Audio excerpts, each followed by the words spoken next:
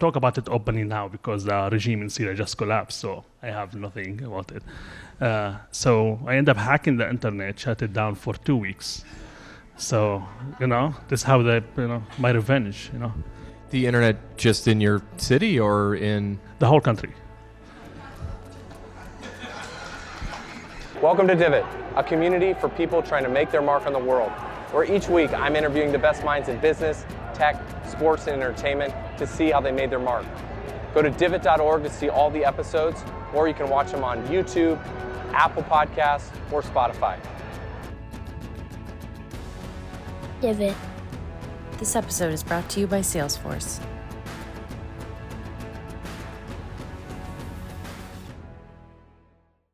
you're in Syria, you're very young, teenager, you're putting digital maps inside of probably high-end cars.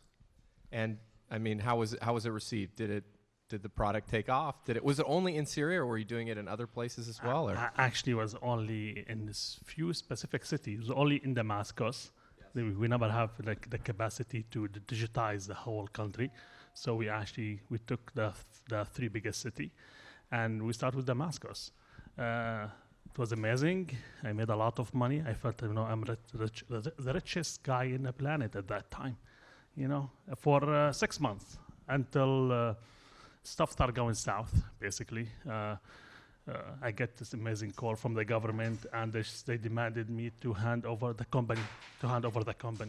Yeah. What was their reasoning for doing that? I'm not sure how much you know about Syria, but when you make a lot of money there, when you're not part of a specific group, you will be highlighted. Now the official reason to me was you're not a trusted person in the system, so you have to hand it over, So did you? No, I told him nope, definitely not. Now this was my initial answer, and I was not too smart. They put me in jail.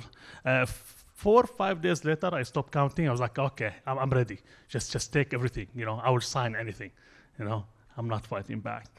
And they offered me $1 to hand over the whole company. $1 US. $1 US, and that was actually fine. I understand the system stuff challenging. What really actually made me a little bit upset, they did not even give me the dollar.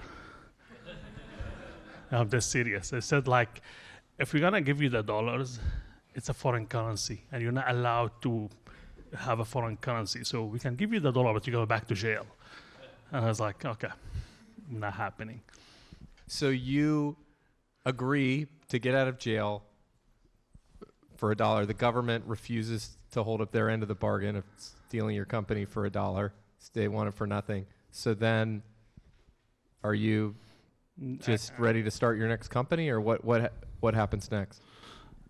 In the old days, when you be 18 years old, full of energy, no long-term thinking whatsoever, at least for me at that time, I decided just for revenge. So 3 weeks later, I end up basically, and I can't talk about it openly now because the regime in Syria just collapsed, so I have nothing about it. So I end up hacking the internet, shut it down for 2 weeks.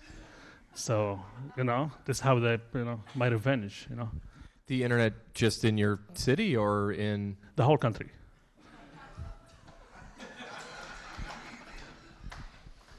So you start a mapping software company.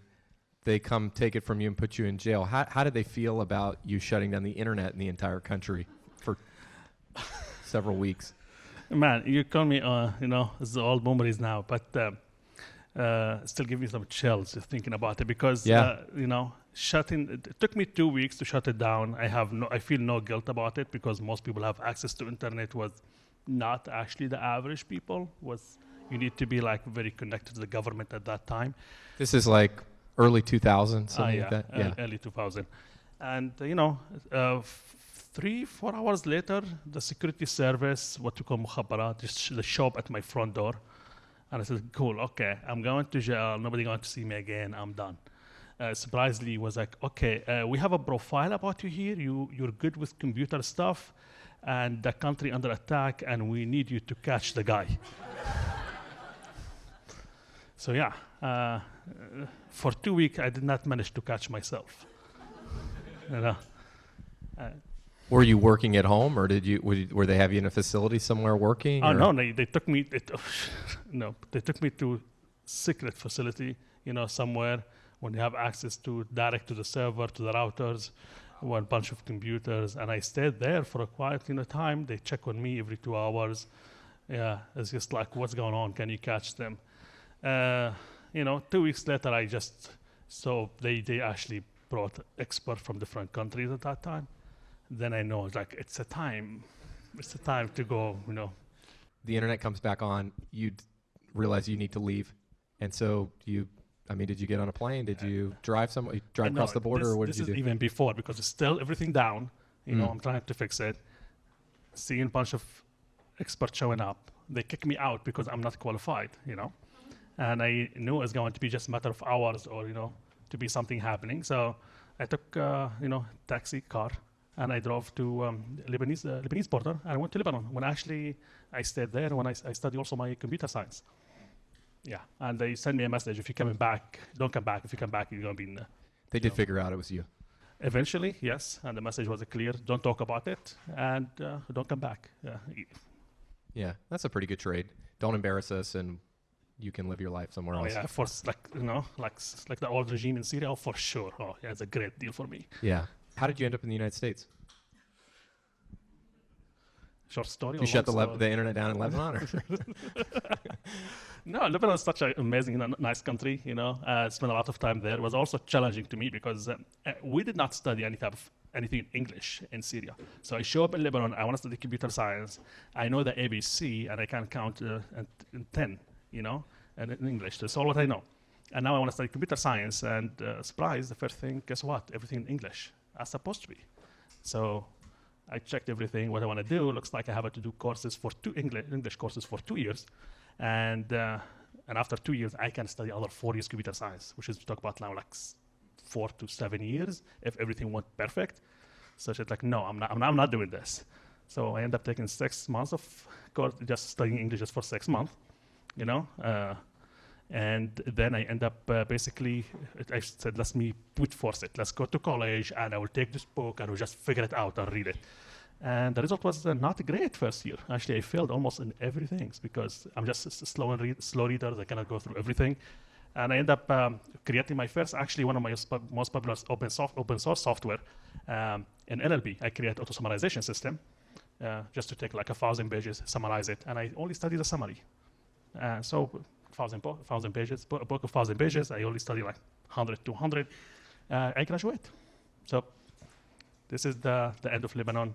Then went to Dubai, work for a few companies, and then moved to the United States when we started Writers. How did you get into AI? When I published my first library in a college was actually one of those first early open source library in NLP processing. So we can actually take large amount of text, and you can do full summarization. It was pretty simple system, very statistical model based implementation. I kept it open source. And when actually I continued with my master in Jordan and in Dubai, quite a few companies reached out to me based on my open source repo, and they started asking me for enhancement. They started asking me for actually specific type of model. This one I started actually building early version of what we call AI. At that time we don't call it AI, we call it machine learning. The cool name today called AI. But with a lot of statistical model, we kept building a lot of those. And the real first, let's say more like generative AI experience was started when we started the company. This happened in 2019 when I met my co-founder, May, and we've been experimenting with a lot of statistical models. But then I was impressed a lot with the new encoder-decoder systems, the T5 models. This is when we started building our first generative AI models in 2020. This is before OpenAI releases ChatGPT. Way before. Yeah. This is when we start building our smaller models because we already built a bunch of statistical models at that time more related to the translation use cases. The only thing was we thought that those statistical models can do really well. But then when you start actually building smaller model, the encoder-decoder type of system, we start figuring out the capabilities could be way more. We start with the text generation. And then we find out actually if you scale those models, and this is basically 2021, 2022, when start being more like open knowledge, or more like open secret. If you scale the models, you'll get more capabilities, more emerging skills, and you can actually build more, let's say, feature on top of it. This is Palmyra, is that right? Yes, Palmyra. Yeah.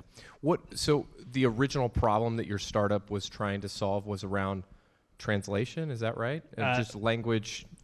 So this is the stuff I've been always fascinating about is language. I always been one of this difficult thing in my life, language, communication in general. At least it's what my wife tell me. But building those languages models was something I'm fascinating with. This when we started, the first use case how we can actually build implementation was what we call localization. So how can you take text and convert it to different type of text using some kind of machine and maintain the meaning? This is when we started. Anyone that's dealt with large-scale localization or globalization projects knows that this is a horrible problem to solve. It is such a pain. It is expensive, sort of pre-AI. And I think with the sort of advent of AI, it was having spent hundreds of thousands of dollars on localization projects in my startup career, like it was so obvious to me that localizing content was one of the first and most obvious use cases. So it's really incredible that I think that you all, the problem that you were trying to solve at that time ends up being maybe one of the best problems to solve for the sort of first use cases to have in first revenue impacting use cases too. I think of all the things that you could have been trying to solve, that was the one you all happen to be solving.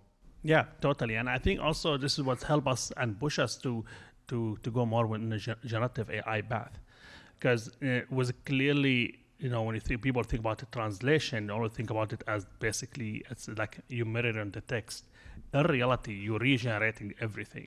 It's regenerating the text in a different type of, sometimes same meaning, but different type of let's say words. Let's put it this way. So that challenge is still, is really big and help us a lot to start discovering different type of technology. And this is what we, I love just those encoder models today. Like really, they generate anything more or less from scratch, and they give you this amazing meaning and creativity. Most startups and early stage companies are building on top of the existing LLMs that are out there. You decide to build your own, and you have your own. Why do that? It seems like it's a big decision, and it's had a really positive impact on you, it seems like, or on the company and your customers. But it might have been much easier just piggybacking off of what somebody else had done and running with that. Why didn't you do that? Yeah, great questions. And I'm going to answer it from our point of view, how we think about it, because I don't think there is a right way or wrong way using third-party model or build your own. But from our perspective, the way we've been we're thinking about it, we've been trying to say, look, we work with, from day one, and this from day one, we work with the enterprise customers. Those enterprise customers, the only reason they work with a small company, small startup, because you can innovate fast and you can help them see that innovation and apply it. They don't work with us because we're safe. They don't work with us, we're secure. They work with us because they cannot sometimes move fast enough, and we can actually build faster feature for them to implement.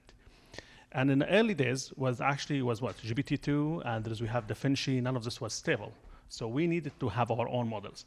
Later on in 2023, when stuff started escalating, we started seeing more and more models, it was clear there's actually nothing we can consider what called enterprise-ready models. Like something simple like roadmap, like how I can go to my enterprise customer and tell them, look, for my next features and to fix the next bugs, I don't know when, I'm going to go to Twitter and I'm going to keep reloading the page because someone going to tweet something about the new models. And maybe Sam Altman, he was hinting there's something coming internally, so this is the new features. No.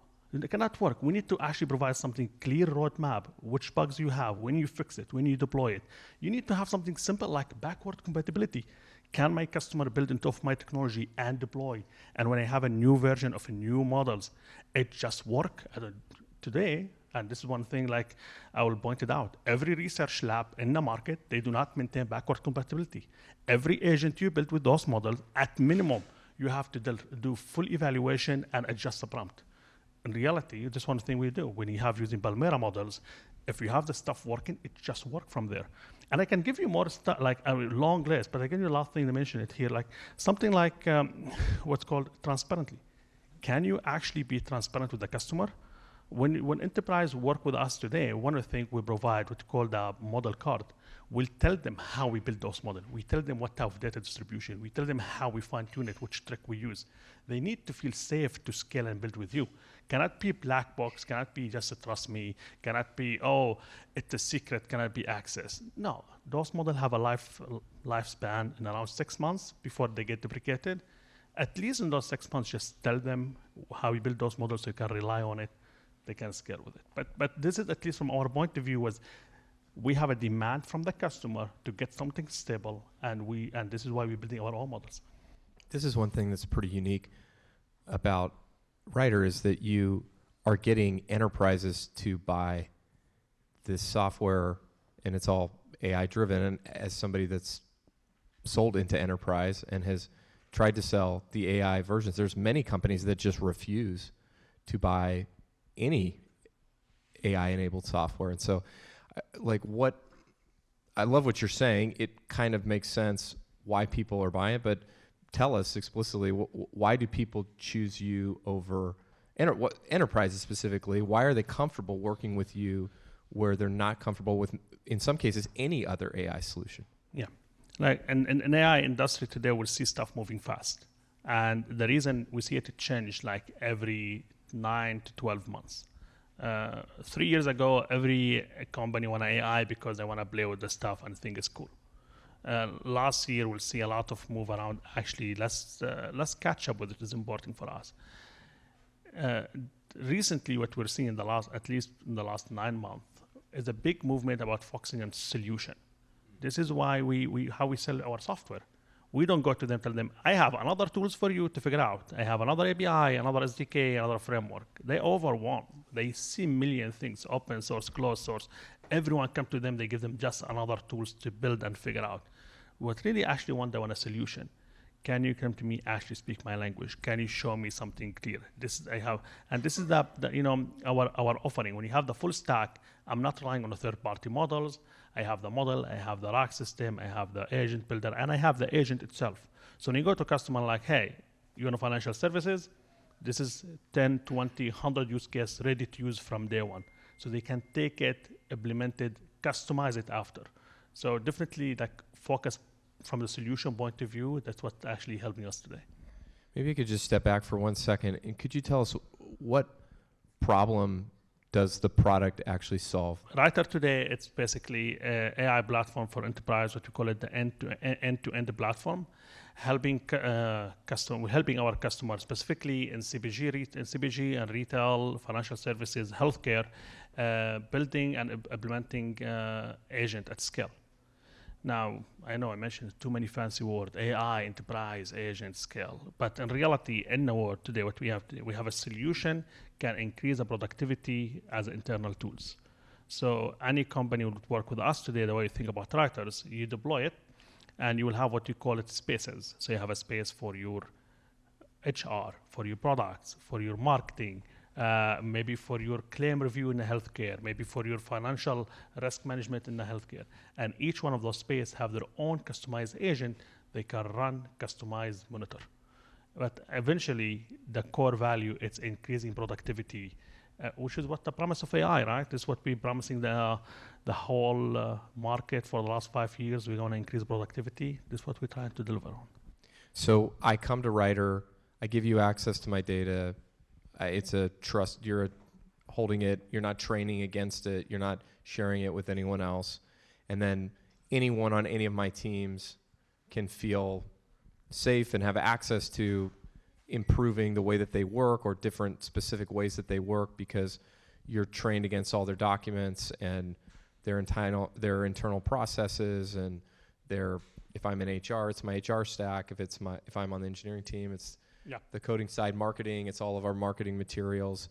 And it's just kind of, you're training the model kind of boxed in against its own data. Yeah, right? so definitely we do not share the data. Each customer has their own. This is one of the thing we learned early, that having something called like air gap deployment or having single tenant is very important. When you have like not just what's called like we should have a physical isolation to those instances is very important for the customers. And at the same time, just get them stuff On-prem, are a lot of people like having a physical place, or is it all in the cloud?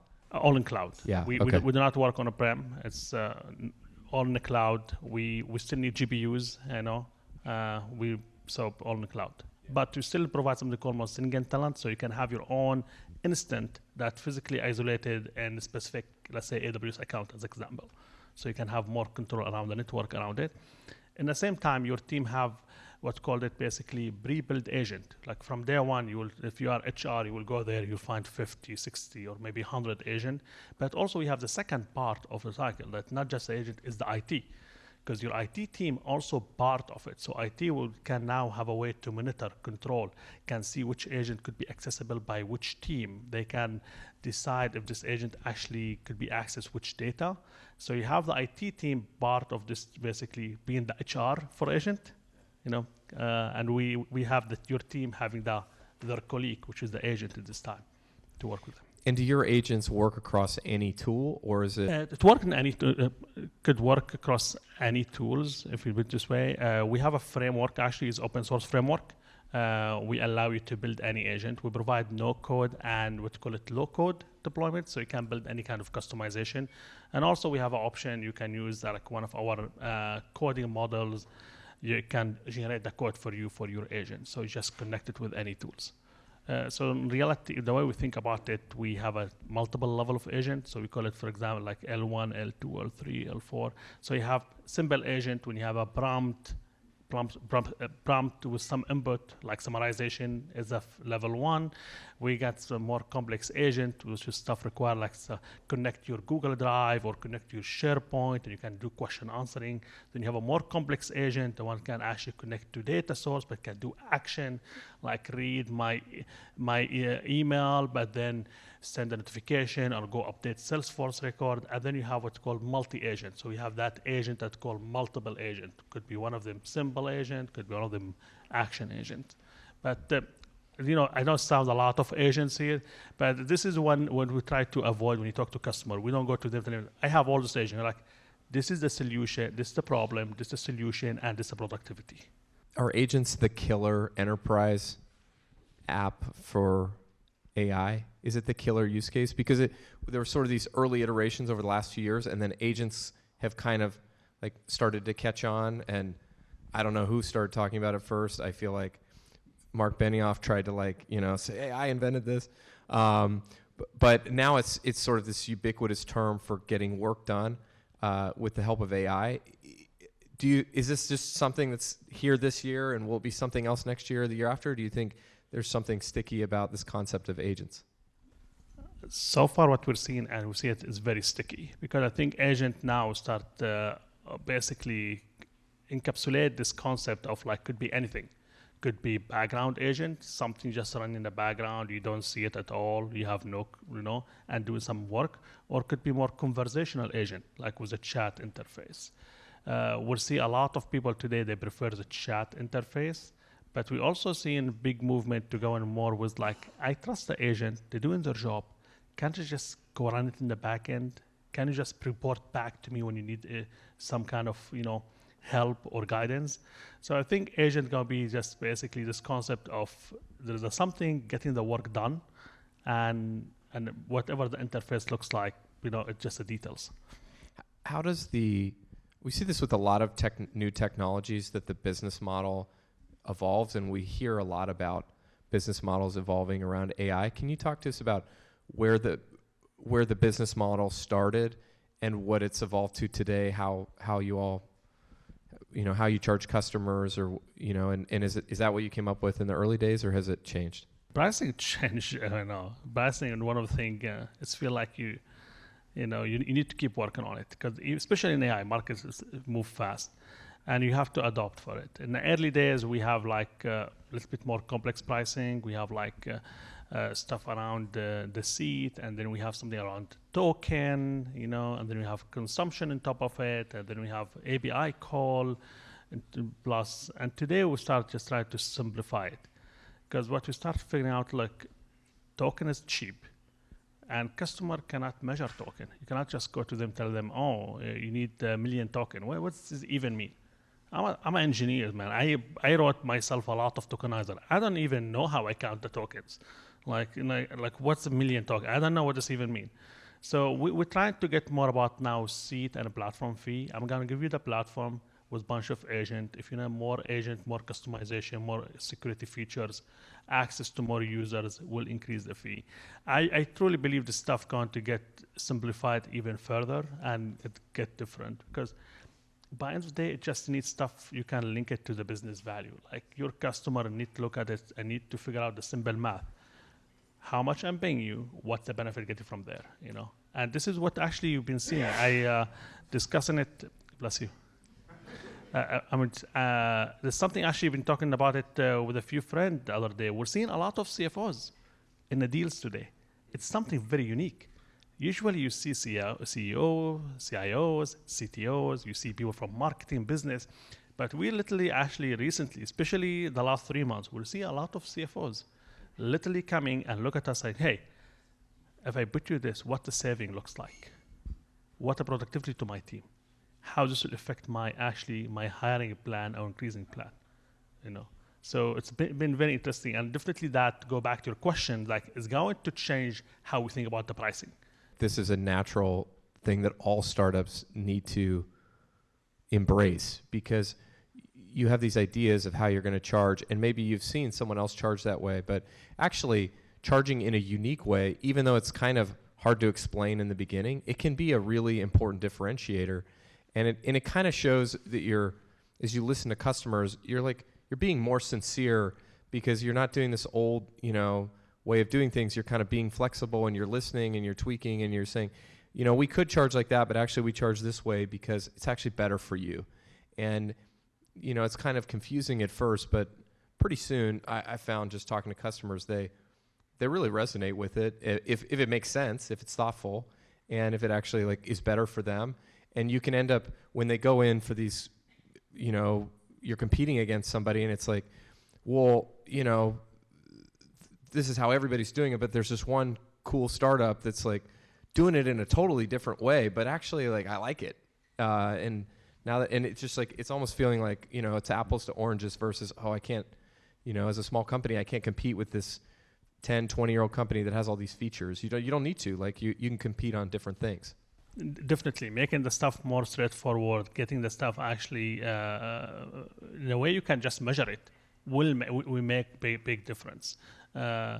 Even something like, go back to the token, when everyone pricing the token last year, and we even including us, when we start actually just making our pricing a bit different and simplify it, we did not get pushback at all. It was actually very positive feedback. Everyone's like, oh, finally someone that tell me token.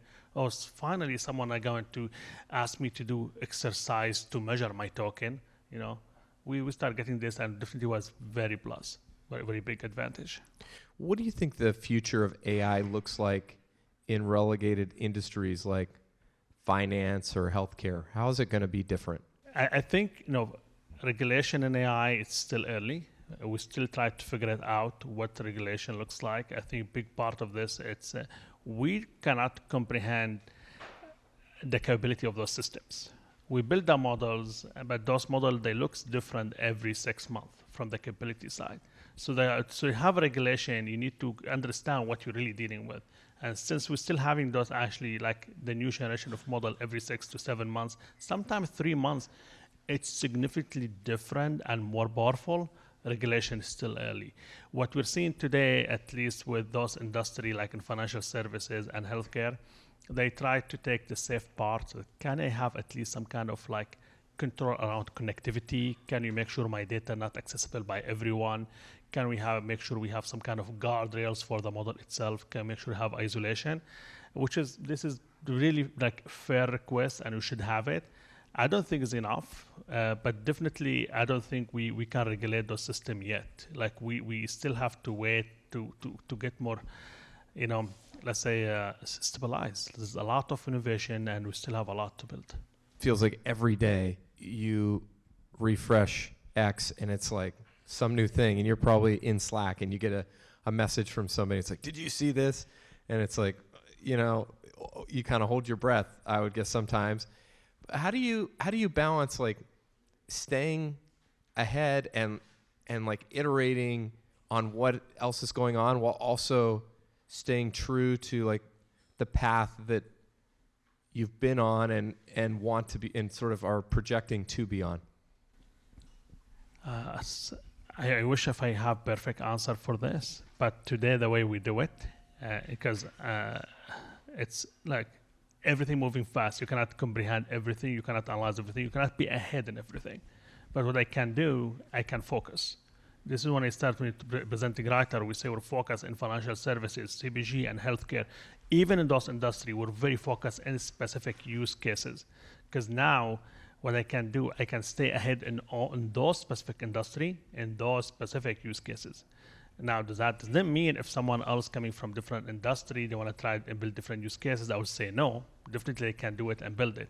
But from my roadmap, from the focus, from the implementation we have, we'll try to stay ahead in those specific, and we go as deep as possible in the implementation, in the solution to stay ahead.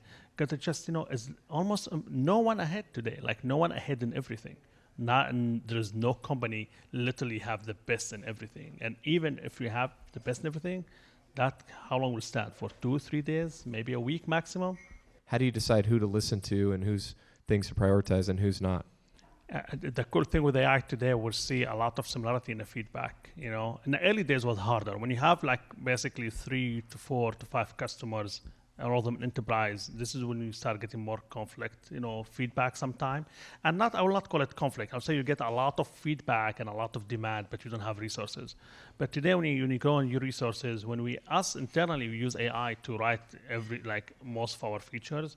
What we're seeing from all our enterprise, especially focusing in those specific industry, we'll see similarity. We'll see a lot of specific feedback and feature we have to build.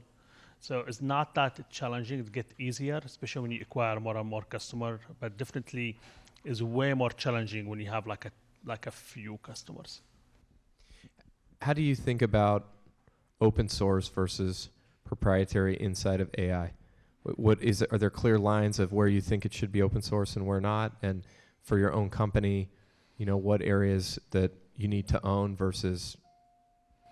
The short answer, I think, should be open source. This is the short answer. Now, the question, what type of open source? Because usually when you say open source, people will jump to is it a free Apache 2 MIT open source? Not necessary. We have a bunch of stuff in MIT license, Apache 2 license. We have stuff also open source just for our customer. But the idea behind it, we'll go to the premise of AI. When you work in enterprise, and I'm sorry, I'm saying a lot of, the word enterprise a lot today. But when you work with these big companies, you promise them to increase the productivity 1,000%, 2,000%. They need to trust you. They cannot trust me because just, look at me, I'm nice. It's just gonna happen. They wanna rely on your system. They wanna see how you build it. So you have to be flexible. You have to open source it. To open source it just to show them how they build it, to feel confident they can build and scale with you. What if Writer today decide to change direction? What do you think? You tell our huge customers, like the Fortune 200 we have today in our customers, good luck, rebuild everything. No, they need to have a vendor lock-in plan. They need to figure out implementation. So the short answer, it must be open source. It needs to be most open source. The question is, what is open source? Who can access it? Yeah. And when you look at some of these big companies, every large company in tech is going after this in some way. How does that feel? Because you've raised hundreds of millions of dollars, which probably for most of us feels like a lot. In the AI space, it's not the most, right? I mean, you're still big, but there's mega big fish, and then there's all the public companies that are mega big, and it feels daunting. I mean, even my own little pond feels daunting, but like you're swimming against all these huge fish. Like, how do you feel about that? Does it scare you? Does it get exciting? Does it like both? Is it? I mean, it's do you sleep? Like, is it? When you decide to start a company, you have to forget about a few things. One of them, sleep, for sure. So this is not regardless which industry, but it's definitely, to me, is exciting. I love the challenge. I love when I go to market with a huge competition. I will get very worried if I'm going to market with no competition. I'll be like, there's something wrong here. But going a big market, massive competition, big mega company, let's call name like Microsoft and Google and everyone trying to take a bite of it. We're on something here, and I have the advantage. We have the money, we have the market, and we have the technology, and this is what this the thing make me super excited. It's a unique time in the history. Like, we not just have the company and the time, also we have the demand and the technology. Like, how many companies started when the technology was not ready? Imagine if we don't have like the A100 or the H100 GPUs. Like, where will we be today? Imagine if we have everything but don't have the transformer. Imagine we have all technology but there is no demand and the customer is still thinking about, statistical model. And we're in excited time. And it's just like everything happening right now. All what we need just to stay focused, work hard, move fast. It's a clear recipe. Is it too late to start an AI company if I am not already swimming in the startup world? Never late. There's always a huge industry. We're rewriting the whole in the software industry.